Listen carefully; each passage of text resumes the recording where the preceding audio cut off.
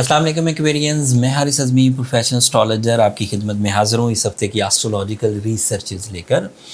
ये वीक 24 जुलाई से 31 जुलाई के दरमियान जो 6-7 दिन आने वाले हैं उनसे मुतल्लिक है। एस्ट्रोलॉजिकली ये 7 दिन दो निज़ाम शमसी में तब्दीलियाँ आएंगी, दो निज़ाम शमसी में इवेंट्स होंगे। एक इवेंट जुपिटर की रेट्रोग्रेशन है। जुपिटर आपके थर्ड एंगल पर था और वहाँ पर रेट्रोग्रेड हो जाएगा 4 महीनों के लिए, 23 नवंबर तक के लिए। उसका इम्पैक्ट आपकी ज़ात पर क्या आएगा, तफसील अभी वीडियो में मैं बयान करूँगा। दूसरा इवेंट, जो दूसरा वाक़या पेश आने वाला है वो ये कि चाँद आपके 7th एंगल पर 29 जुलाई को तलू होगा। ये मुहर्रम का चाँद है और यहाँ पर नया साल भी इस्लामिक शुरू हो जाएगा। मुहर्रम के चाँद का आपके 7th एंगल पर होना आपके लिए जज्बाती कैफियत को इन्हेंस करेगा। आपकी रिलेशनशिप, आपकी इमोशनल अटैचमेंट्स, आपकी फैमिली वेलफेयर, उस तरफ तवज्जो बढ़ जाएगी एंड आपकी स्पिरिचुअल फीलिंग्स में इजाफ़ा होगा। आप हकीकत पसंदाना सोच से डिसीजंस ले पाएंगे एंड आपके अंदर से वो ख़राबियाँ या वो बेबरकती जो आपकी सेल्फ डिस्ट्रक्शन से पैदा हो गई थी वो भी रिपेयर होने के चांसेस हैं नए चांद पे। जिस एंगल पर नया चांद होने लगा है एक्वेरियंस, आपके लिए सूरज ऑलरेडी 20 जुलाई से उसी एंगल पर है, 7th एंगल पर, और उसी एंगल पर मरकरी भी है।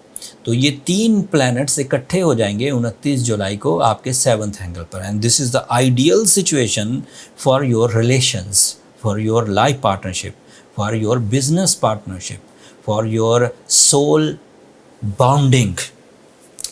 ऐसे एक्वेरियंस जो अपने रिश्तेदारी के मामलात में उलझे हुए थे, ऐसे एक्वेरियंस जो ज़्यादा शकूक में मुब्तला थे, तबीयत में हसासियत थी, ऐसे एक्वेरियंस जो अपनी लव लाइफ में ट्रबल में थे, ऐसे एक्वेरियंस जो लव लाइफ डिसीजन नहीं ले पा रहे थे, ऐसी ख़वातीन जो अपनी डिले ऑफ मैरिज का शिकार थीं, दिस इज़ द टाइम जब वो डिसीजन ले पाएंगे। इस एस्ट्रोलॉजिकल इवेंट के बाद आपका अट्रैक्शन लेवल, आपका कनेक्शन, आपकी अपॉर्चुनिटी, आपका लाइफ पार्टनरशिप लेवल इंक्रीज़ करेगा। So this is a blessing.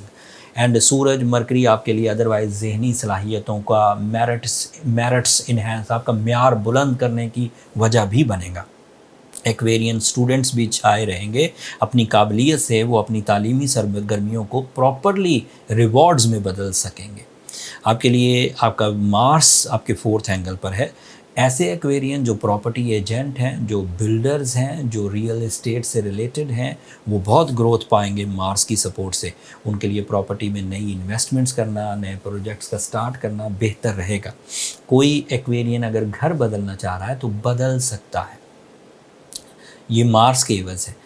अभी जो जुपिटर की रेट्रोग्रेशन है उसके बारे में थोड़ा जिक्र करता हूँ। फ़ौरन असर नहीं करेगी आप पर, ख़राबियाँ फ़ौरन नहीं आएंगी। है वो एक बैड इवेंट, है वो एक बैड पैच जो तकरीबन 23 नवंबर तक चलेगा और ये एनुअल है, हर साल आता है। अब इसका इम्पैक्ट इसलिए ज़्यादा है कि आपका रूलिंग प्लैनेट भी रेट्रोग्रेड है, सैटर्न। अगर सैटर्न भी रेट्रोग्रेड हो, लकी फैक्टर का प्लैनेट जुपिटर भी रेट्रोग्रेड हो, तो जो कामयाबियाँ बहुत आराम से मिलती थी, बहुत तेज़ी से मिलती थी, थोड़े से एफर्ट से मिलती थी, बड़ी होकर मिलती थी, वो अब थोड़ी स्लो डाउन हो जाएंगी।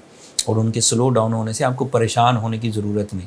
ये बात तो पुराने ज़माने से चलती आ रही कि बागों में बुलबुलें सदा नहीं बोला करती, सदा बागों में फल फूल नहीं आया करते। कोई अरूज का टाइम होता है, कोई ज़वाल का टाइम होता है।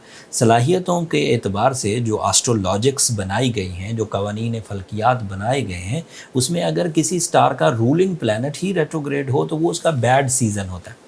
उसको डिसीजन लेने में प्रॉब्लम होती है, उसको कम्युनिकेट करने में प्रॉब्लम होती है, उसकी नेचुरल स्किल्स किसी न किसी तरह जंग आलूद होने लगती हैं। ये सब चीज़ों को अब आपको मद्देनज़र रखना होगा। अगर आप ख़ुद अपनी सलाहियतों से ही रेट्रोग्रेशन ऑफ जुपिटर को कवर कर जाएं, अपना मूड स्विंग ना होने दें, अपनी लकी फैक्टर्स को आड़े ना आने दें, अपने डिसिप्लिन को आड़े ना आने दें, अगर आप अपनी सलाहियतों में स्ट्रॉन्ग हैं और चीज़ों को कवर करेंगे, दैन फ़ाइन, कोई ज़रूरत नहीं किसी रेमेडी को परफॉर्म करने की। बट अगर आप में मूड स्विंग पैदा होने लग जाए, गुस्सा करने लग जाएं, आप बात बात पर उलझना, बातों का समझ ना आना, ड्राई नेचर होना, फॉगी माइंड होना, نیگیٹو کمیونیکیشن ہونا، پھر آپ کو اپنی ریمیڈیز کی طرف جانا چاہیے۔ اسے ٹالریٹ کرنے سے کچھ نہیں ملے گا، اس کو برداشت کرنے سے، اس سچویشن پر صبر کرنے سے کوئی فائدہ حاصل نہیں ہے۔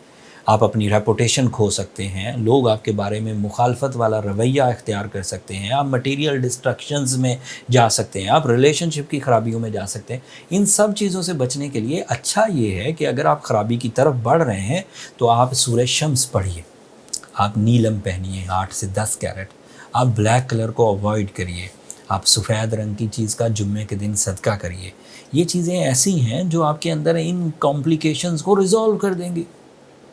اگر آپ سیویئرلی ڈیمیجز میں ہیں، بہت ہی خطرناک ہو گئے ہیں اور لاس لیول بڑھ رہا ہے، تو پھر یہ شاید ریمیڈی کام نہ کرے، پھر آپ کو اپنی پرسنل ڈائگنوسس کی طرف جانا ہوگا۔ پرسنل ڈائگنوسس کے لیے یہ نمبر نیچے چلتے رہتے ہیں، آپ ان پر رابطہ کر کے اپنے لیے ٹائم لے سکتے ہیں، بٹ وہ فری فورم نہیں ہے ایکویرینز، ہوپفلی آپ انڈرسٹینڈ کریں گے۔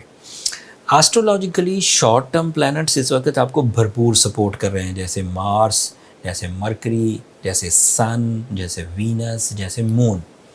بٹ جو لانگ ٹرم پلانٹس ہیں جوپیٹر اینڈ سیٹرن، ان دونوں کا ریٹروگریڈ ہونا ان شارٹ ٹرم پلانٹس کو ڈمپ کر سکتا ہے، بالکل دھکیل سکتا ہے پیچھے۔ اگر آپ لانگ ٹرم پلانٹس کی ریٹروگریشن کو کاؤنٹر کر دیں with the help of these remedies جو میں نے ابھی پرسکرائب کی، تو پھر شارٹ ٹرم پلانٹس آپ کو بہت تیزی سے فائدہ دیں گے۔ اس سے آپ کا ریشو آف سکسیس، اس سے آپ کی مومنٹم آف سکسیسز سسٹین کریں گی، وہ ٹربل میں نہیں جائیں گی۔ تو اس وقت جو چیزیں فری میں مل رہی تھیں وہ اب ہمیں تھوڑی محنت سے ملیں گی۔ تو آئی ہوپ کہ Aquarians are ready for their struggles, are ready for their extra efforts, اس کو میں پریشان ہونے کی تو ضرورت نہیں ہے۔